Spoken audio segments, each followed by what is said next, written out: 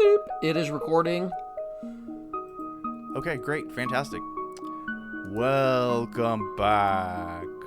Hello, Yule. Hello, Philip. How are y'all doing? Hey, this is not Yule today. Huh?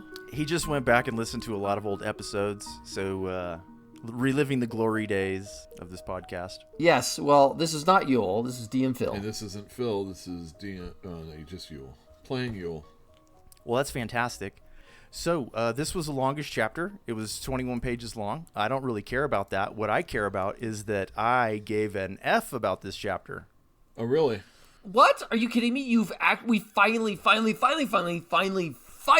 got to actually interact with Sort of. Palmer Eldritch. No, we didn't. We did. No. Was Well, that it was him? No. It's called a simulacrum. A simulacrum, or however you want to pronounce it. But Why bother correcting people if you don't care? what are you talking about? Anyway, he wasn't real. Or in this book, he's very real.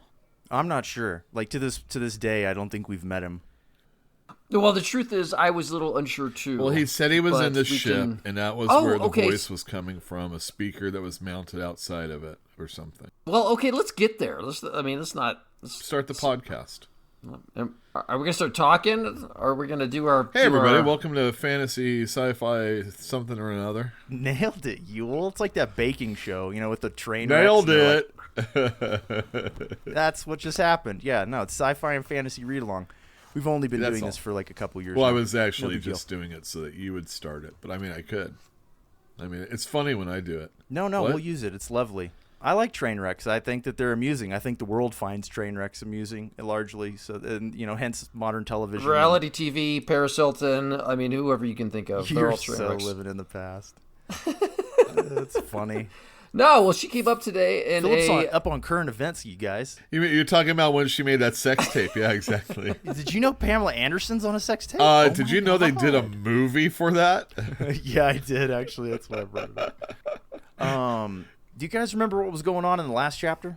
Oh yeah. Do ya? Barney hooked up with Anne in this freak Some kind of frog referencing? Martian desert coupling in the freezing Martian night air. They got jiggy with it. For whatever reason, it seemed kind of forced, but they did. Then they went their separate ways. Yeah. The whole thing was like their walk between chicken prospects and Chicken pox. chicken pox prospect Got it in one. and black back spit. Flax back spit. That was it. All right, well, like I was saying, this chapter, in my opinion, got us back on track. I feel like the 3 previous chapters had been a little dull, not that interesting, probably got some really good information in there that we needed, but I felt it was kind of, not for me, not to my taste. But this one, I like this chapter a lot. This chapter begins back on Mars, of course. We've got Barney Meyerson banging his head against the wall upstairs at the Fineburn Crescent trying to learn how to farm. We have Todd and Norm teaching him in the morning, and then he bangs his head against the wall until noonish and starts to wonder if this happens to everybody. They're excited about it, and then they kind of lose interest and slowly give in to torpor. In this particular case, I think Barney has set himself apart as somebody who's motivated to beat the odds, to make something of himself, to... Temporarily, maybe. He's already saying, look, I understand everybody else gives up, but am I the type to give up? And I don't think he is. And I think you see that throughout this entire chapter. Okay, so you don't think Barney's the type to give up. I don't think he's the type to give up. I think he is so dumb that he will never succeed. I'm not following you. That's okay. We'll get there too. I thought we were going. We are going right now. Barney's trying to learn how to farm. We've already covered that part. And he gets a little bit of a visit from Fran, who I believe is the hot one. And she leans up against him and she's showing him the seed catalog and telling him all of the Martian wisdom that the farmers have come up with at this time and how to make good deals to get more farming land and whatever. It's not very important. But this is when a ship starts to circle overhead and he describes the skies you could see the stars at noon and a ship is coming and Fran's like, ooh, visitors. And she runs off to get everybody else. The ship comes down, and it's Palmer Eldritch. At least in theory. It's Palmer Eldritch. Instead of just telling me that you see him, tell me what he looks like. All right. He's an older-looking man. You should be. He's gray and bony and well over 6 feet. He has a weird gait when he's walking. It is Mars. Yeah. His face is like really gaunt. It sounds like it describes it as if his face was eating itself, as if he had chosen to devour the unnecessary parts. So, and then he's got these big old eyeballs. Tell me about his eyes. They're mechanical. They're amazing. He has horizontal slits for pupils. No one can tell where he's looking because of that. They're Jensen wide-angle Luxvid eyes. Jensen is a real optics company. I wonder what he can see with those eyes, but I have a feeling it's everything. We find out that he lost, was it one eye that he had lost? Both. It was because of an acid attack that he suffered, but it doesn't really go into what happened there. He just calmly went to the doctor and got new eyes put in. Well, I mean, what happened that the acid was thrown at him? Barney is speculating that Palmer knew who was responsible, but he just never said anything. Never took retaliation. He just accepted it. Or he took retaliation quietly and nobody knew about it because he's one of the richest men in the world and can probably get away with murder. Maybe that too. And he said he immediately went... Because why would Barney know? I don't know. But then he went to, the Brazilian... obstetricians, whatever you want to call them, and they gave him these eyeballs, and he said it was rare. Like, but most people didn't do that. But it was It sounds like it's rare now. So when he did it was even rarer. Well, how many people have Tyrell's eyes? Not Tyrell, the successor of Tyrell. Jared Leto's character?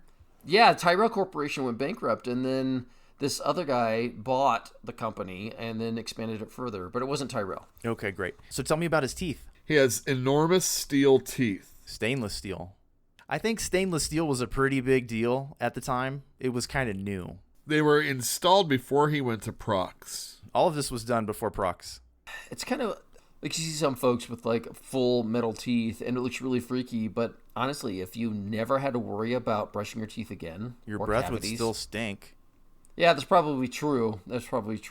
But if you never had to worry about cavities again, I mean, it's just like... Most people don't lose their teeth because of cavities. They lose their teeth because they don't take care of their gums. Oh, like gum disease? Yes. You lose bone mass and then your teeth fall out. Or they have to take them out because there's nothing for them to root in. It's key that it says that they are permanent teeth and he will die with them. If he ever dies.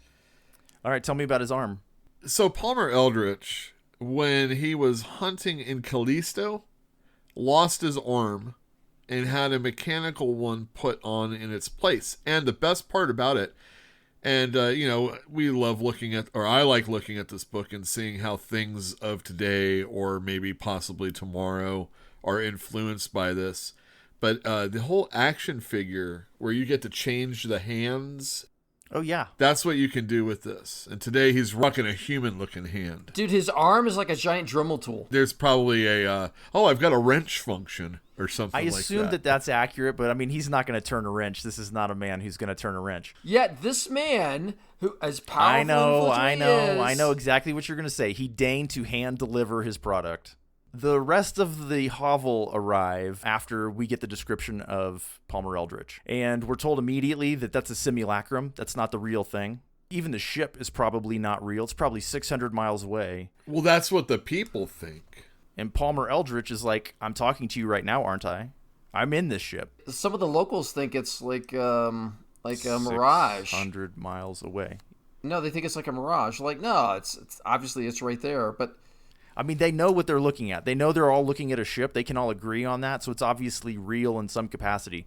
But whether or not there's an actual ship there versus a holographic ship or a simulacrum of a ship, they don't know. Well, that's where the sound seems to be coming from, right? Exactly. The speakers, the sound is coming from the ship, not Palmer Eldritch. My impression of this whole scene is that although they are doubting and Palmer Eldritch physically is not there in front of them, he is probably on that ship, which is actually on land. I think the ship is there. Right.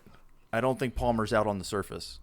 I would agree with that. And not only that, when he hands his card, it floats through fingers and then lands on the ground. And but it Palmer stays there. Smiles. He smiles because he knew that was going to happen, and he's just happy to see their expression on their face. Did you guys see the parallel or the connection between the handshake now and the handshake between Leo Bolero and the two future humans on Sigma 14B? No, go on. It's almost the exact same scene. They try to shake each other's hands, but they're insubstantial. And so Palmer Eldritch here is insubstantial, and Palmer Eldritch in the Palmer Eldritch universe on Sigma 14b was also insubstantial, which means maybe there is no Palmer Eldritch. Yeah, but that was anywhere. a Choose-E trip, if you recall. It's possible he's already tripping, Yule. Right. Well, I think there's some symbolism here.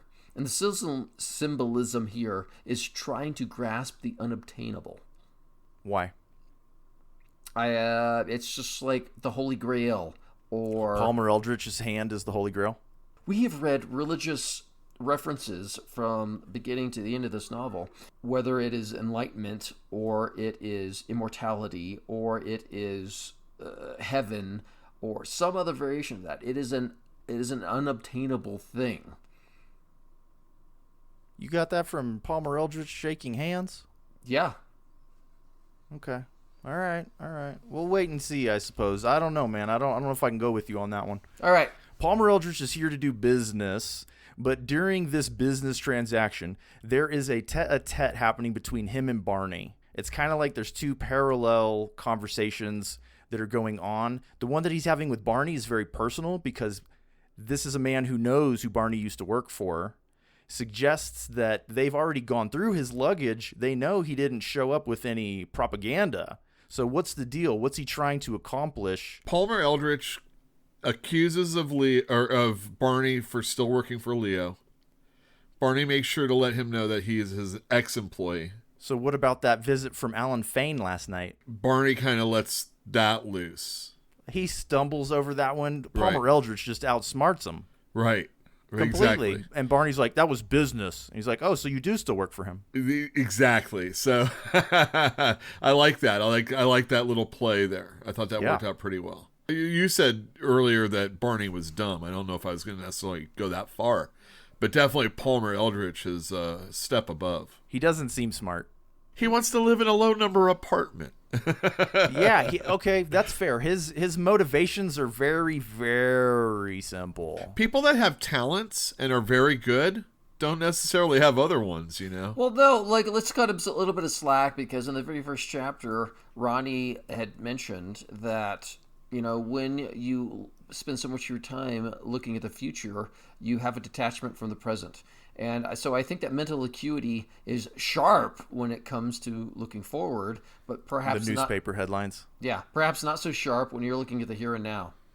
I question his actual motives in a lot of things. Well, not to say, I think he lacks a little bit of mental acuity to be able to handle what I would consider really simple machinations.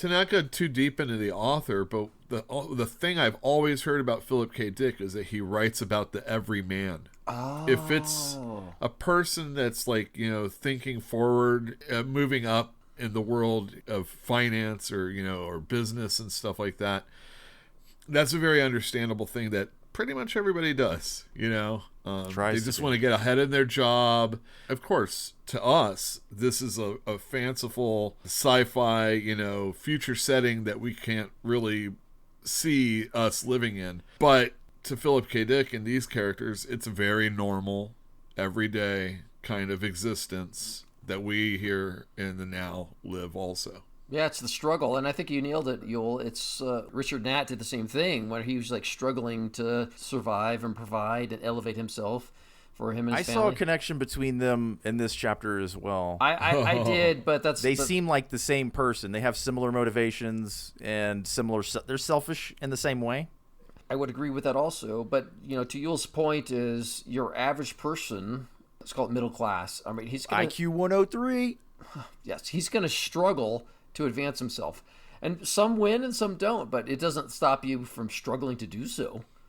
So, good observation, Yule. Oh, thank you. Barney notices that Palmer Eldritch thrives on conflict. He's not concerned that Leo Bolero is trying to thwart him or stop him. He's pleased. He's happy. He's fine. He's good with it. He wants to have the challenge. He's playing a game he likes. And Barney is out of his depth when he's dealing with Palmer Eldritch. I think Leo Bolero was out of his depth too, to be honest. Oh, I think it's clear Leo was completely out of his depth. And Leo's evolved. So there's the conflict there. The rest of the people in the hovel want their Choose-E.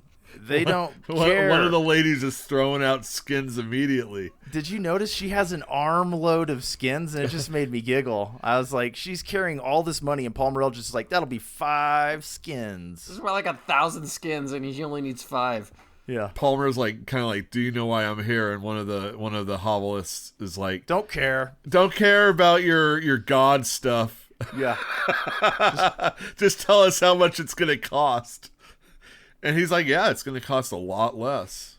1/10. Yeah, sounds great. Yeah. Sounds like a great deal. Does sound great. It's nice and cheap. It actually sounds a lot like methamphetamines is what it sounds like, where you can't afford cocaine, so you buy the cheap stuff, and it lasts a lot longer, and that's what Ray said that Philip K. Dick was taking in abundance. Oh, really?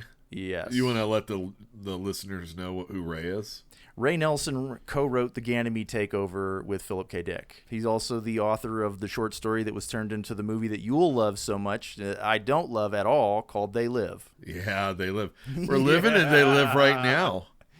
Kind of. I mean, it's amazing. The Hovelists want their choosy, but Barney, he kind of turns his back on Palmer Eldritch and goes and fiddles with some of the farming equipment.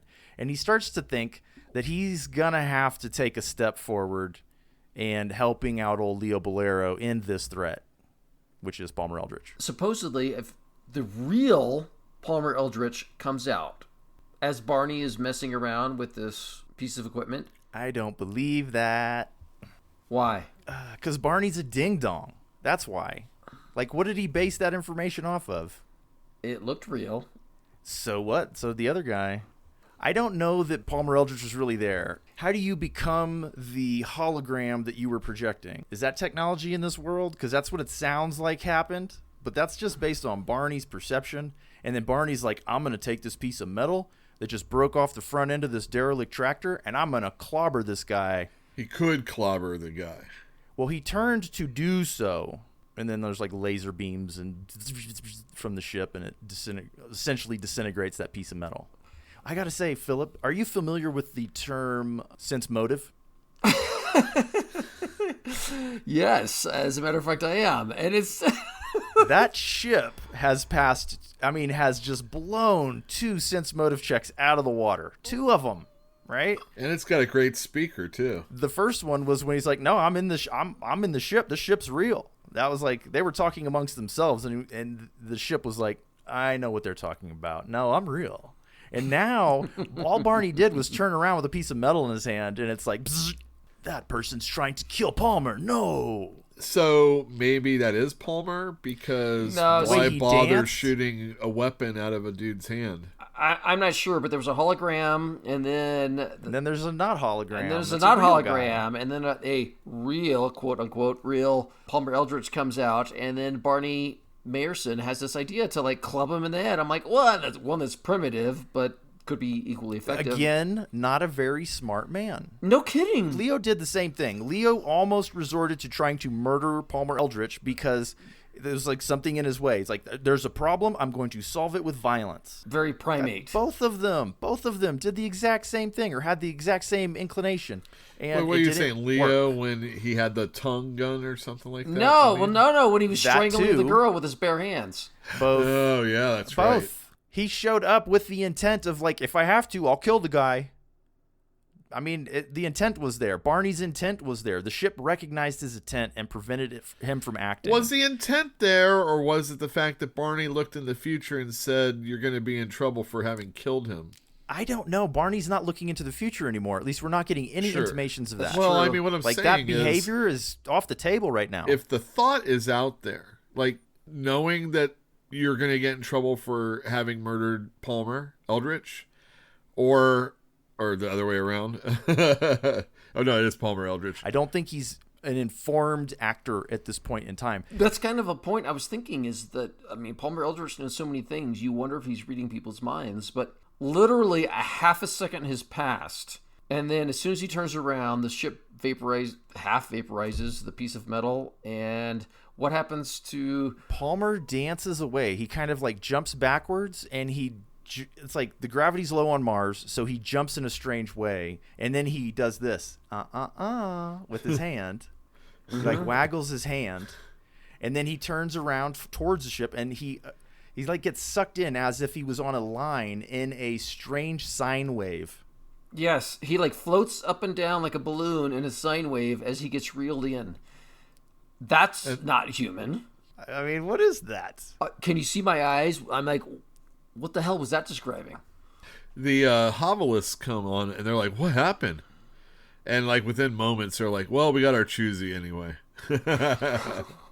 They're like, oh, well, it seems like Barney and Eldritch had a problem with each other.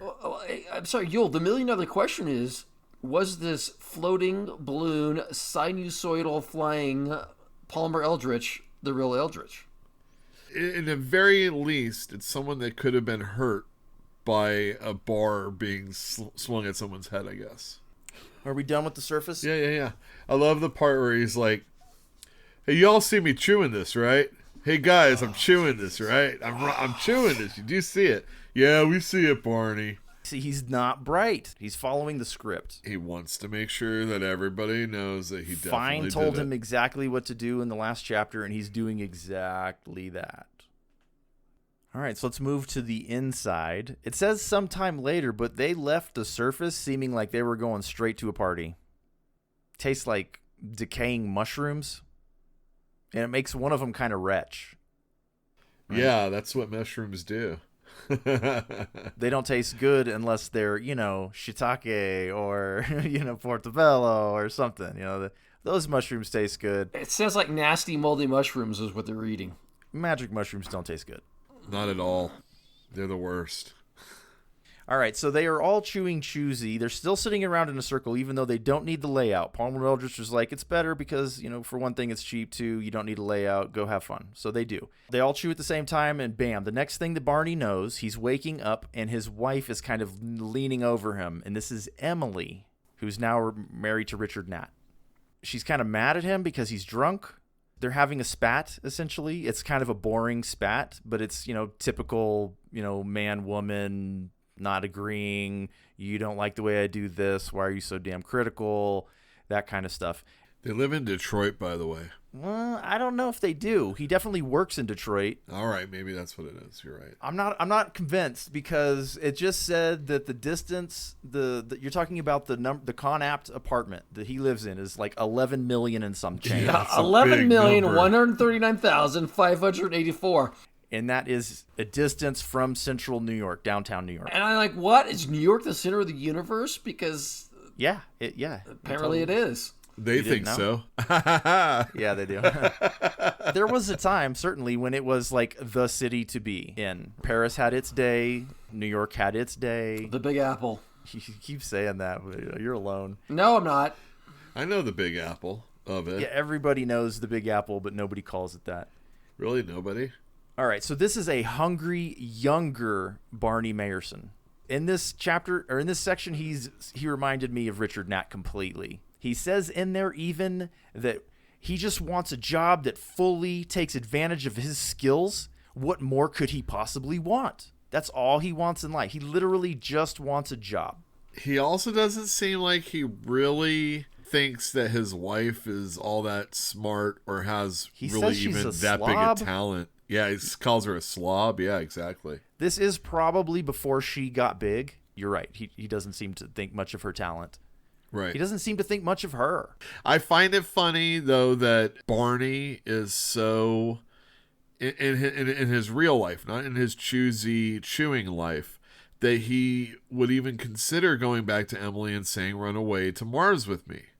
When we see that his relationship with her here in the very beginning wasn't so good, and he doesn't think that she's all that talented, and he calls her a slob. This is not the Emily that's going to be a big deal in the pottery world. Yeah, it is. Well, what I'm saying is she hasn't become that yet, and he can't stand looking at her working with all that clay and everything. He said it was like excrement-like paints and stuff, and that she liked to get her arms dirty in it, and he does not approve. Apparently. I think he just doesn't like hippies. The artistic life without the talent.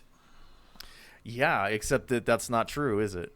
Well, she definitely evolved the talent. I don't know how it was when they were... I think it's like a lot of things. It's a skill. You know, you exercise the skill over and over and over again until you're a master. The other thing about talent or art or things like that is people aren't always in tune with what you're doing. Well, I thought the same thing when they're talking about, like, yeah, they're obviously already having, like, marriage problems, but you shouldn't have gotten married to begin with. Well, it's obviously too late for that. Well, it is. Well, you're right. They're not a good match. They shouldn't have gotten married, but they are married. They're having marital problems, and instead of facing those problems, Barney decides to go get drunk at a bar somewhere else. He may or may not be home for dinner, and then he gets up and leaves. He was drinking Old Crow. I don't know if you guys ever had it.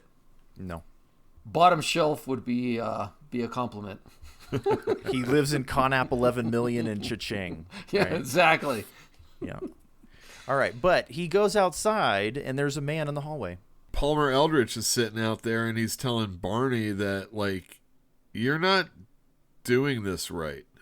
Talking about his choosy experiment, I guess. He's like, you're wasting your time in the past. I don't think that's 100% what he means, though. He's not disappointed that he's living his life in the past. He's concerned that he's doing it wrong. Okay. Well, you mean that he's like pining away for this time, and it obviously isn't that great a time to begin with. He said to him, and I'm quoting, "You're using your time badly." Right. And then it's followed up with something that suggests, what is the value of me giving you eternal life if you're going to just dwell on the garbage? Because it sounds like hell. It is hell. Like, if you could create any reality you want, why would you focus on something unpleasant? You remember that it was told to us a long time ago that Palmer Eldritch spent some number of years on Prox. And during that time, he spent relative 100 years inside the trip. And I suggested at the time that maybe he had had time to really plan what he was going to do. And I think that's what he intends for people to do when they're using Choosy. You remember how Ronnie acted and Barney acted when Leo Bolero took that little portal to New York when he was in his Choosy trip? I remember that scene. What do you mean? They were perfect simulacrum of themselves. They responded in the way that they would have responded. They talked the way that they would have talked. They are perfect representations of the real thing. So I'm wondering if this is not a way to run perfect simulations and thereby make decisions about your life. Have a day, choose some Choosy, figure out what you can do better, in the future. You said it yourself a couple of days ago that maybe Palmer Eldritch doesn't need pre-fash consultants because he can see the future himself. I'm wondering if that's not what he's trying to get people to do. That would make my ordering so much more sharp. I know. I'd be like, screw this book talking about this book. I'm taking some Choosy so I can order properly. I need 47 copies of this thing. No, you know what? I'll bump it up to 50 so I can get the extra incentive cover. Let's go back a little bit. Barney doesn't realize he's in a simulation. I think immediately he has forgotten. He completely believes the simulation. He thinks he's married to Emily. He thinks he's in this rundown apartment in Chicago, and he thinks he's drinking this horrible Old Crow whiskey. And then Palmer Eldritch shows up at the door. And the question I had is how does Palmer Eldritch just insert himself? How do you not remember that he did this to Leo Bolero? I know, but but we didn't think Leo had... He wasn't chewing it. He was just in... Leo had been injected with it. Oh, that's right. I thought that was a special circumstance. Apparently not. I did too. We have precedent. I don't think it's special. Well, no, Palmer Eldritch said, this is my world. I created it. I made the rules, and so on and so forth. So what it sounds like is all Choosy is a portal for Palmer Eldritch to be able to come and talk to you. That's kind of what I thought. A conduit, yeah. So, you and me, us, we're taking Choosy. Palmer's not going to screw with us. We have nothing to offer him. He doesn't have any reason to pay attention to us. Exactly. But he could if he wanted to. Well, is he trying to proselytize the benefits of Choosy and coming and contacting him, win him over to his side, Barney? God. Because Barney's, there to destroy the Choosy operation. I had two thoughts that evolved through this entire trip. That one, Palmer Eldritch was guiding Barney through this process. And two, he was here spying to try to get information from him. Maybe both. I think that's very reasonable. I think everybody should get that. But I also wonder, did Palmer Eldritch not seem kind of paternal and protective to you? Under no circumstances did I feel he was paternal. Okay, so explain the marriage counseling.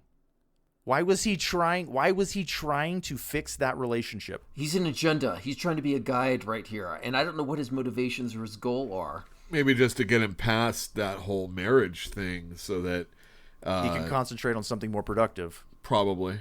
Like what? I have no idea.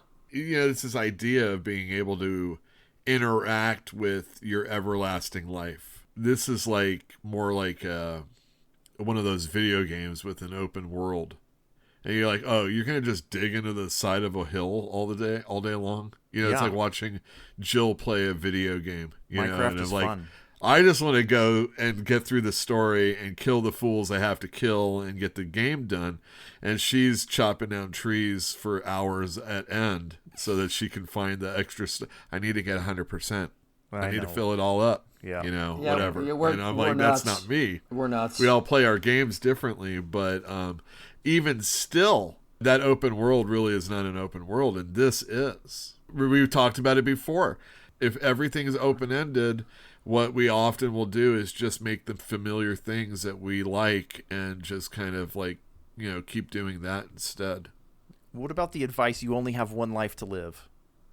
I did take note of that. La, la, la, la, la, la. You know what? Hold on. Before we do that, let's discuss the events that happened in the hallway, because this is simply Palmer Eldritch using his mechanical hand to knock Barney Marison down. He says that if you don't get it right and quick, I'm going to take you to Chickenpox Prospect, where you deserve to be. I can't use choosy the way I want to.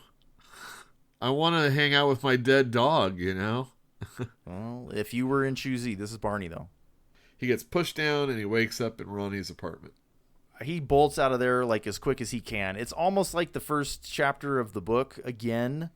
He doesn't know who she is. There's the mention of getting coffee, but he's like, I got to get to Emily. It's nothing personal. Yeah, it's a replay of the very first page of chapter 1, and it's not identical. But he did it differently. And so he goes running off to Emily's apartment. There's some kind of, I don't know, the transition scene is really, I just blurred through it because it seemed kind of blurry. Yeah. It was very easy for him to get there. It was like he was going with the flow or whatever, and he just managed to be back at the apartment. Richard Nat answers the door.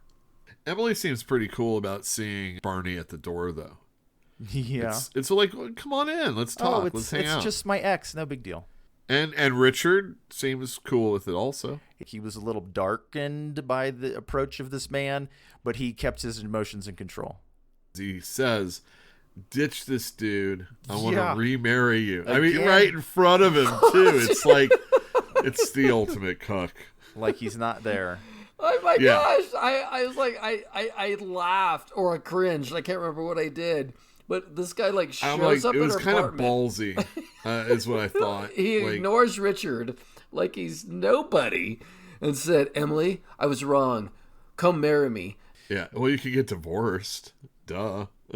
All right, but this is Palmer now. When Emily and Barney are having their conversation, Richard becomes Palmer. And then he does marriage counseling for Emily. And I do think he kind of blames her for it's the type of person that you are. You're the duty type. You thought it was your duty not to get in the way when Barney was trying to leave you, so you let it happen. It's like, huh? That doesn't make any sense. That's what he's doing there. Why is he doing that? To get Barney out of this frame of mind, I guess. Yeah, but it's not to get him completely out, because when they're out in the hallway, he's like, you're doing a great job. Keep chipping away at it. Implying, don't get past this, get it perfect. As though you could change the past with choosy. You could change the past in your own mind and live more contentedly. Yeah, but what if you could actually... You've ever read The Lathe of Heaven? No. Ursula K. Le Guin? There's a kid whose dreams become reality.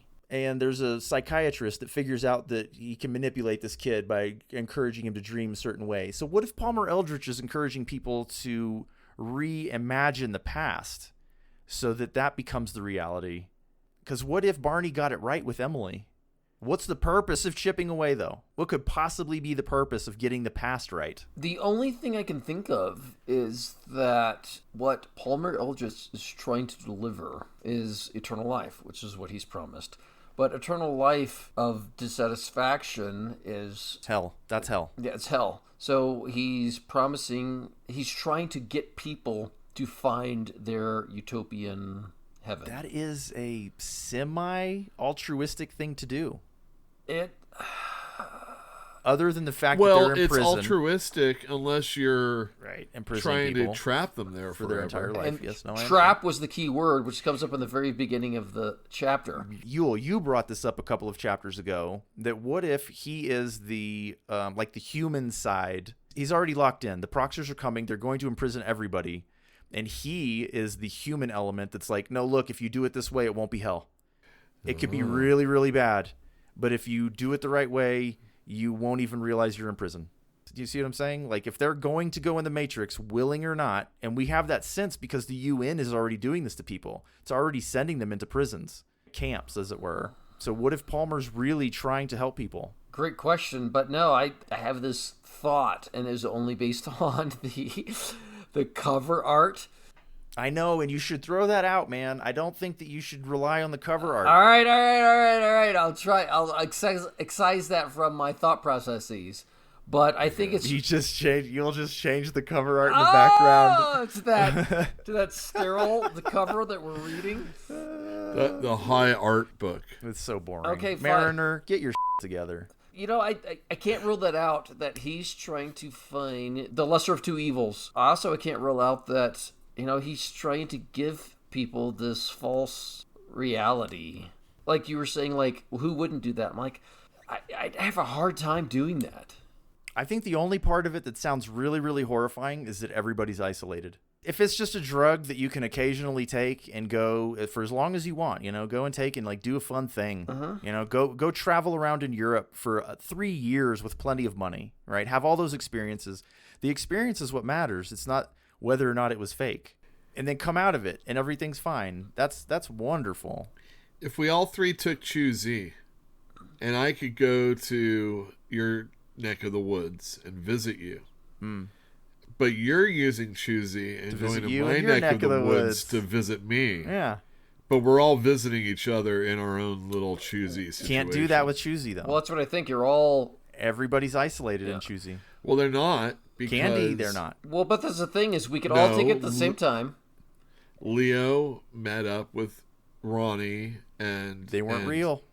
They were perfect versions, They're perfect versions, but they're not the real person. Exactly. But you don't think that Emily is Emily. You don't think that Richard Nat is Richard Nat. No. You know. But they're there, and at that moment, he thought Emily was Emily when he was having a real argument with her like he always did, probably. What a boring man he is. I know. Once again, that's Barney. He doesn't have a big dream. Let's just say that. But, you know, I think this would be destructive. And because, for instance, we could all take Choosy at the same time. And I could spend one day having my fun. Etienne could spend 1 year having his own fun. And Yul could have 100 years doing his own fun. Then we'd all come back, and we'd be completely different people. And we would all be we'd be back in the same time. Yeah. 1 second and later. And probably, since I'm making the scenario, I'm not going to like either of you two at the end of it. Oh, yeah, for sure. That's what I'm getting at. That's what I'm getting at, is that, you know, we would have changed in that Write your time. own book, Yul. I would be. That's what I'm saying. Barney is being shaken awake by the dark-haired girl. When he comes out, did he not sound like he was physically addicted to you? Oh, my God, yes. Give me more, I say more. Weren't we told early on that it was non-addictive? That was part of the reason why it was sanctioned by the UN. It was non-addictive. It was a superior product. The thing that got me about Anne waking him up from his Choosy trip was that maybe it didn't feel over yet. And she was rousing him from it. And maybe addiction is too strong a word, but he wasn't finished doing what he was doing. Yeah. And that was upsetting. And, you know, you probably want to get back into it as quick as possible. It's mentioned twice. There's like a physical, it's not a withdrawal. It's not the terminology that was used, but it was like a physical feeling of dependency on this substance. And then later on, his joints ache. And he's like, give me your choosy. Yeah. Oh, yeah. That's right. Give it to me. And she's like, no, I want it. It's mine. And he had a headache. Yeah. I'm glad she had the will to deny him, though. Before the others awaken, tell me all about it. How was it? And he's like, give me more. She's like, oh, that good, huh? Well, he came around to our place, too. This strange, large, gray man came by and sold us some as well. Well, I call shenanigans because supposedly if you take Chu Z, like, no time passes. And they all took it, and all of a sudden she's shaking him. Like, well, I don't know how much time it takes to go to somebody's... Walk in the door. Yeah, I know. All that other stuff. So I call shenanigans there. And then it was like... She was like, what if I had been a UN official? I'm like, well, wasn't it UN? It's sanctioned by the UN. It doesn't matter. It's like, it's fine. They would be okay with it. They'd be like, yep, this is how we want them. Narcotized. Yes, what did it say? To do it again, as soon as possible. Everything else was unimportant. Even the girl beside him. And his inert, quiet fellow hovelist slumped here and there. Yeah, he sounds... He sounds addicted already. Like one But hit. he's addicted because he wants to go back and do it right. Continue what he was doing. And it sounds like what he wants to do is continue with Emily. Well, there's something interesting, I think, at the top of 179. Barney says it's an illusory world when he's describing the experience to Anne. He says it's an illusory world in which Eldritch holds the key positions as God. He gives you a chance to do what you can't really ever do, reconstruct the past as it ought to have been. But even for him, it's hard. It takes time. And then he notices that there's something wrong with Anne. Yeah, she has a mechanical arm, right? Uh-huh. We thought we were out. We're not out. And then Anne starts saying, you can have more later, but you can only do like one session a day. It's like it's not Palmer's good for you. laying out the groundwork on how you're supposed to use Choosy.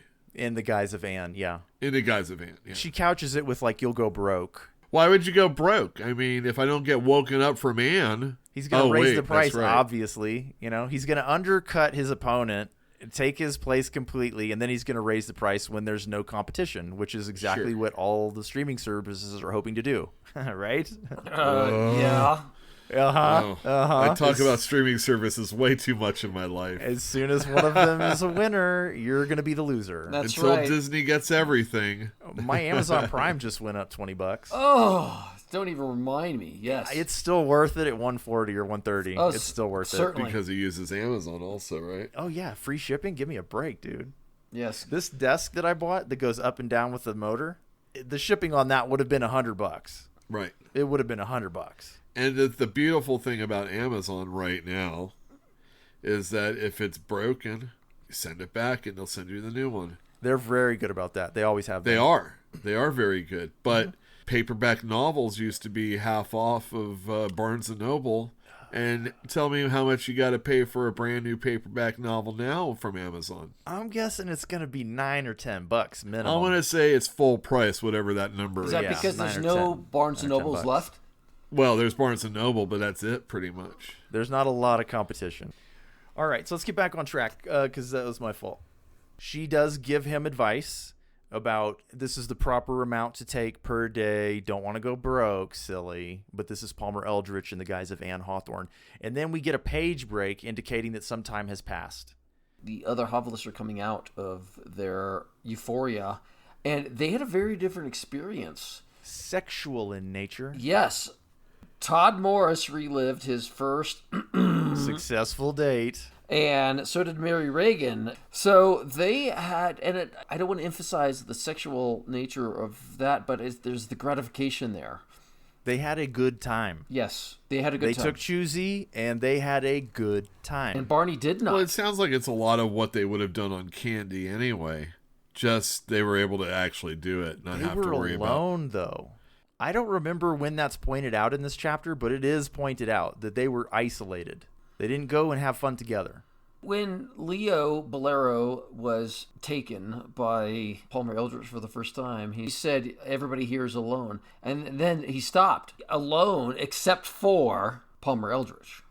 Yeah, you're communing with God, right? Yes, and he's deifying himself. I don't even know if he's doing that. I think that that's just the natural conclusion that you would draw. What I'm getting at here is that if Palmer Eldritch is giving them hedonistic fantasy experience where... This is Barney's world. Oh, we think it's still Bonnie's world. That's right. Yeah. We know this is still Barney's world.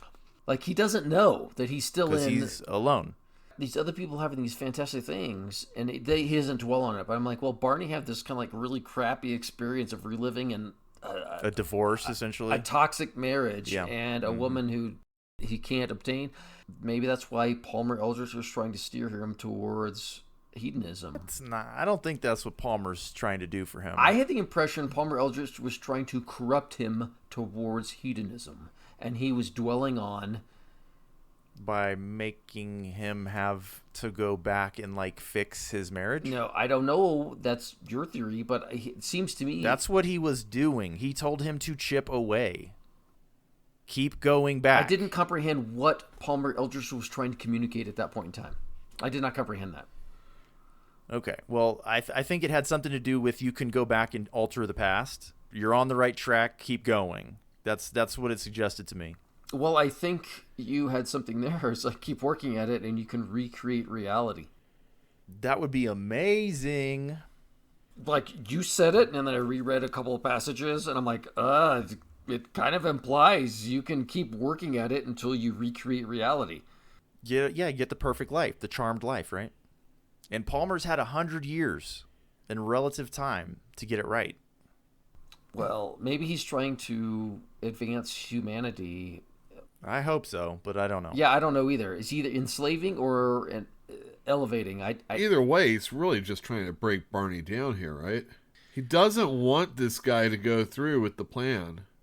Okay, well, let's talk about the plan and how it's going forward, because I understand what you're getting at, but our listeners will not, right?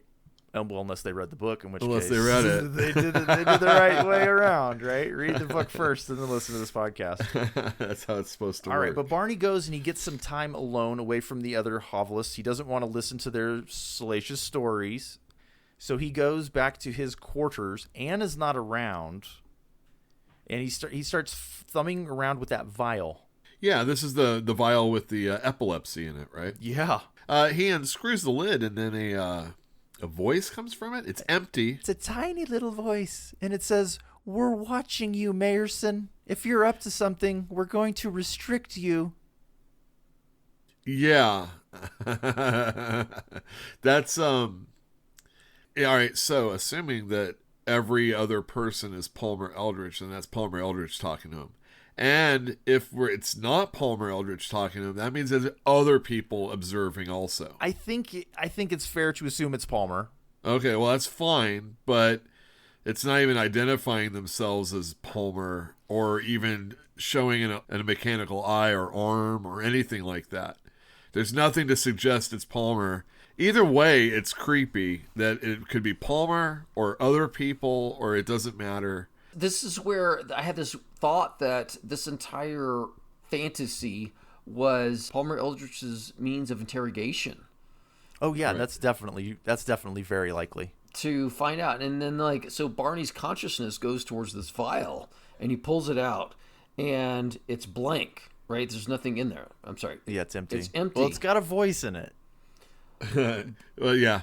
Anne shows up though. Yes, she does. And she sees him with the vial, and she says, "What is this vial?" Uh-huh. And he says, "It's escape. It's escape from this place." What is that, Mars? Is that Chuzi? Maybe both of them? Oh, it is both. It is both. Remember, Fane offered him a path off of the planet. Right. In the last episode, or last chapter. Right. Which he said he wasn't going to take, but that's sure beside thing. the point. At least it's escape from this, yes. Which I guess would be the Chuzi, the tripping on Palmer Eldritch. He could just be evading also. He's giving her an indistinct answer because he doesn't want to tell her because he knows that she's Palmer Eldritch, right? Well, more than likely. So does that mean all of his hovelists were Palmer Eldritch also? I think that's a fair assumption. Uh-huh. Unless really again, dense. You know, we can create people in a Chuzi trip that are perfect maybe representations. it's not those. I think Palmer can probably just dip into any one of them that he wants to. Do you know what I mean? That calls into question how much he can pay attention to it. Let's just say everybody on Mars Maybe he's omniscient. takes choosy at the same time. This is what people ask about God also. Yeah. How could God be paying attention to every single one? Even when action is not being taken to save that kid who's drowning in an ocean, Yeah. God is there. Is he? At least that's the concept. Oh man, this person's really using choosy the worst I've ever seen. I better step in. Yep. You're going to have a bad trip, Usually Barney. Palmer Eldritch, God doesn't really step in and tell me I'm screwing it up with choosy. But this time I really went out of bounds. You remember it's a superior product. Do you remember when Barney wanted to be the boss? And he was like, I want all the paperwork to go through me. Yeah. That's kind of what Palmer Eldritch is doing if what you're Sure. describing is true. You're telling me God is like the perfect paper pusher kind of person? Micromanager. Yeah. No, God's the opposite, right? Like, because he never shows up when you need him. Palmer Eldritch might be the perfect micromanager because he's omniscient. Maybe, but maybe only for Leo and Barney. Well, Maybe he'll make an exception for Ronnie also, but Anne's screwed. It does make sense for him to go after Barney, though, because he knows Barney's up to something. He tells him that if he's up to something, they're going to severely restrict him, whatever that means. Oh, yeah, like not give him any more choosy. Whatever it means, I don't know. But he does think that this guy is up to something. He did watch the ship come down with Alan Fane. He does know about that meeting. He does know that Barney's up to something. So I think it makes sense to kind of do the interrogation that Philip was talking about. Well, I think Yola's right. There's this weird sense I get that Palmer Eldritch can go into anybody's dream. He just doesn't have the motivation to do so for most people. He does for Barney. This is a weird analogy, but it's like Professor X on the X-Men where he could search out every single human on the planet with his mind, and he can connect them all with his mind. Well, he needs that thing to put on his head, Cerebro. Exactly. So think of choosy maybe like that also. Yep. Well, Barney wants to get rid of Anne because he wants to tinker with his code book. So he's like, can you get them to call the Alan Fine DJ station or whatever it is? And she obliges and leaves the room. So then he goes to the code book. Was to get Palmer out of the room? He's going for the code book. He obviously wants privacy, right? Right. But man, if you know that you're still in the trip, why would you go for the code book? Why would you even go for the vial? This is what I'm talking about. He doesn't seem that bright. I know, but like you go for the code book, and then he opens it up, and it's blank. Completely and utterly empty. So he's like, oh, well, I'm going to send my message uncoded. Which, I'm like, okay. It's dumb. It's dumb. Palmer Eldritch cannot create something he doesn't know. And so when you open the book, it's obviously blank. When you open the vial, it's obviously blank because Palmer Eldritch doesn't know what's in the vial or in the book. Therefore, when you... To be fair, neither does Barney, and this is Barney's world. Barney's making all this. This is Barney's experience. So he decides that he's going to send a message anyway. He's on the phone with the DJ who he met surreptitiously last night. They're trying to keep all of this a secret. And he's like, hey, remember that conversation? Well, Palmer knows all about it, but he doesn't know the specifics. He just knows that we had the conversation, which implies that they were watching when you were watching, which is kind of a weird thing to think about. And he's like, I don't know you. I've never met you. Goodbye. Which is what the real guy would probably do also. Now Palmer definitely knows that Barney is up to something. He just phone called his contact and was like, they know. Well, and tipped his hand with the... What? With the vial, the code book, all of it. Outplayed. What I get out of this is Barney can't distinguish between reality and not reality. Well, yeah, it's tough. Same thing that Leo had a problem with. I think everybody's going to have a problem with this. Well, I mean, that's the reason why Leo choked the little girl, right? Yes, out of absolute frustration and desperation.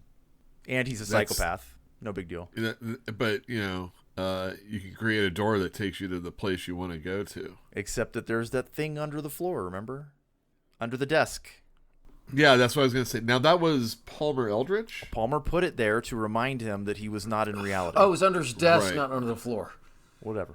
Right. I did yeah, correct that myself. was But Ronnie and Barney had no aspects of Palmer Eldritch in them when they were in the meeting with Leo during that trip. Perfect simulations. Okay, so that's a little bit of a difference. But then, of course, there was the thing under the desk that jarred them out of the whole situation. It jarred all of them, yeah. Why wouldn't it? Okay, I'm just trying to remember. This is the end of the chapter, correct? Yeah, we're at the end of the chapter now, yeah. What was, favorite parts? Favorite moment in this chapter? Did you guys have one? Yeah. 'Cause I do. I finally met Palmer Eldritch. Oh. No, you didn't. I probably did. You probably didn't. Do you remember when Palmer winked at him? Oh, with his eye turned one eye thing off? So during the scene, he turns off one eye. When they're having the scene with Emily and they're doing the marriage counseling, and he's like, "It's your fault, madam," and then he turns off one eye, does the mechanical wink at Barney. Oh my God, that was amazing. That was a great moment. That was absolutely fantastic. I loved it. One of you said that earlier, like even when they were receiving the choosy from Palmer Eldritch, that he may have already been under the influence. It's possible. I mean, there's so many things about reality that are just a little off. You know, did you? Okay. Note, nobody got his name wrong. I did notice that. I was wondering if that was a sign of respect from Eldritch. I have a theory. Would you like to hear it? Yeah. Okay. This is assuming that Barney is not in Choosy during this opening scene, right? This is before he's taken Choosy. Let's assume that that's true. Everybody's been getting his name wrong throughout the whole book. So maybe we've been looking at it wrong. Maybe it's just trying to tell us that people get things wrong. People make mistakes. Even the AI in this world get things wrong. But who doesn't get anything wrong? God. Palmer Eldritch. Oh. Palmer Eldritch doesn't make mistakes. He is infallible. That's what I'm starting to wonder about. The perfect human being. Better than human. Homo superior. Oh, that would be a mutant. He can grant eternal life. I mean, the analogy's there. The metaphor is there. I'm very interested in Palmer Eldritch. And to me, he really doesn't seem like he's all that bad. Like, I'm just very, very suspicious that he's... But someone talked to Leo and said, this choosy and Palmer Eldritch is going to enslave humanity. Palmer told him that. Palmer's daughter told him that. Exactly. I'm just saying that... I know. This was said. I know. I don't even want to suppose who actually said what. Well, in that situation. That's why I'm wondering about the silver lining. You know, that he's trying to make it the most pleasant experience he possibly can. We're doomed to live in an AI world. Right. And if you suffer, you're going to just be working that desk job all your life. And that's hell. But you can make a lot more out of it if you, think good thoughts. Etienne, you said you loved this chapter. Why? Because I did not like this chapter. Because it's like back to form. It was interesting. Strange things happened. Like it was not just a bunch of people talking. So was the last chapter that you actually liked before this the one where Leo was captured? Yes. Okay. Yes, because it was interesting. We were seeing the strange reality that's offered to people by Choosy, and we're seeing it again in this chapter. And I even liked the interaction that Barney had with Palmer in the beginning. You know, the ship, it's obviously AI, and it has an incredibly acute sense of what's going on. Like, it's so good that it can interpret what people are thinking and doing by their body posture. Okay, that's so amazing. I did not like this chapter. I did not like it. Okay, but it's more interesting to say why you didn't like the chapter. And it's also less interesting to just say, I don't like chapters. Yeah, right? you keep interrupting me before I actually get to describe. No, I'm not. I was telling you why I like the chapter, and then you insist on telling me, but this is why I don't like it. Well, because you just said your piece, and I'm countering. Okay. Counter away. So, from the very beginning, when Palmer Eldritch comes down to the planet, you don't comprehend, even then. So you have this ambiguity over what's real and what's not real. You have the real... you think is the real of Barney on Mars and the unreal of Palmer Eldritch being there. So there's confusion there on what's real and what's not real. And then you slip over on the slightly other side of the coin, which is he takes Choosy. And then you completely have no idea what's real or what's not real. I have a really hard time dealing with this kind of storytelling where I as the reader don't comprehend what's real or what's not real. I have a hard time with that, and it's been a recurring thing. It's been an ongoing theme, man. We've all been reading the book. But I'm left with the end of the chapter. Is he still doing in Choosy? Is he still? Yes, he's definitely still in because Choosy. at the very end, the match burns his fingers, and he doesn't give and he up. ignores it. Oh, I thought that way too. I was like, I didn't get that part. I didn't get it initially either, and a lot of having the conversation with you guys is making it clearer. Oh man, I was such a fool in the beginning of this We're conversation. doing our job. That's what this is supposed to do. That's great. I really thought when Anne showed up and woke him up, initially, like, oh my gosh, that's something that happened. It's very upsetting. Yeah. But it felt very real, and it was portrayed as very real, and as a result, you, the reader, are supposed to think that it's really real until it's not anymore. And this is a mind F. Yeah. Some people don't like that type of storytelling. I think within this context, I like it a lot. But the thing is that that's the concept with AI and transferring our mental data to computer and whatever it is that, hell, it's in real life. It's happening these days when you talk about gender plurality and all this other stuff. I'm just saying that the presentation that we are seeing in front of us is not necessarily the presentation that's the reality to that person. Look, when my father is playing video games on the computer, right? He makes his character look like a woman, scantily clad, because fools out there are always willing to give that woman, special powers and or items and stuff like that.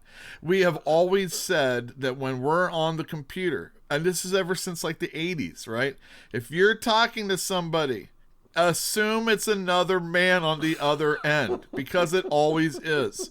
I don't even assume that the person that is upset for the way women are treated in video games is actually even a woman then. I just assume everybody's a dude because we're crazy fools. And this is kind of what we're seeing here. It's like a continued reality that is or isn't real, and each layer that we're stripping away gets us closer to the reality of who that person is or the situation we're in, and we're still in it even then. Well, I think Barney is stuck. I think he's not in reality, and I don't think he's coming out. Yeah. And I think that's what he thinks, too, at the end of the chapter. No, I didn't think that. I thought that it's like he was incapable of determining reality from not reality because he was doing stupid stuff. He's stupid, that's why. No, I think... Well, he knows that whatever Eldritch did to Leo is what's happening to him right here. That's the key. I think that it says, what Eldritch did to Leo on Luna or Sigma 14B or wherever, he's done it to me too. He began with me. He will eventually snare us all. So he knows that he's snared, and he knows that he was a target. So kind of like what you're saying, it's like, well, I'm going to try and make this as nice a situation for you as possible, but you're stuck here and you ain't ever getting out. Yeah. Until the real Anne comes and maybe wakes him up. Well, he could be there for 1,000 years, right? Anne's going to be taking it too. What is she? Oh, man, I don't have a clue, but I mean, it seems like to me that she is the type that would get right on it. She wasn't so happy with the candy afterwards. She wanted to take Choosy. She has been pining away for it. She wants it. She's going to take it. She's like, can you please get me some? Obviously, she's going to take it. That's about the... Oh my God, all of the colonies are going to be taken up like that. Of course. And then what happens? Because they can't feed themselves in this state. They would die. Yeah, they would all die. After what, like 3 months at the most? They're or dead. They'd wake up because they were hungry. And then they would really do farming. I guess the first UN SALT deployment, maybe when no one shows up for that, then someone's going to get interested in what's going on. Well, but if you think about it, if you live an eternity in a few seconds, It'll be over in a few seconds. Yeah, you'll come back and you'll be like, oh, all right. And so will everybody else. Unless they don't come back. Or they don't want to. Or don't want to. Yeah. No, but it doesn't matter, even if it's an eternity. No, it does, though. It does. Because time's still going to pass. It's not like time stops, right? It stops Right. while you're taking choosy. That's what he was. Does it? That's what. No, it can't. No, it can't. Time It doesn't cannot. stop. Oh, I'm sorry. It cannot. You can live one day in a choosy trip or 100 years in a choosy trip, and probably it's only going to take about an hour at the most. Either that's way. what I Even was. if it's the blink of the eye, Right. it cannot stop for everybody, right? You can't take choosy and have time stop for everybody. It just wouldn't work. I agree. That's what I was trying to explain as the inverted pyramid analogy I had like a couple episodes I ago. remember that. Yeah, I cut all that out. I'm sorry. I cut all that out because it didn't make any sense. In my mind, it makes sense. That's great, man. But find a way to communicate it clearly, and then we'll keep it in. All right, I need let me go get my whiteboard. Exactly. Get a whiteboard. Do flow charts. You know what we should do? Phil and his ziggurat. You know what? Whiteboard session. Did you listen to the last episode yet, Yule? No, I'm on the one before that. I left in the part where you said, if you leave this in, you can leave my stupid shit in too. I watched it. Yes, that was hilarious. You didn't say shit, you said stupid stuff, but at the same time, like, it was hilarious.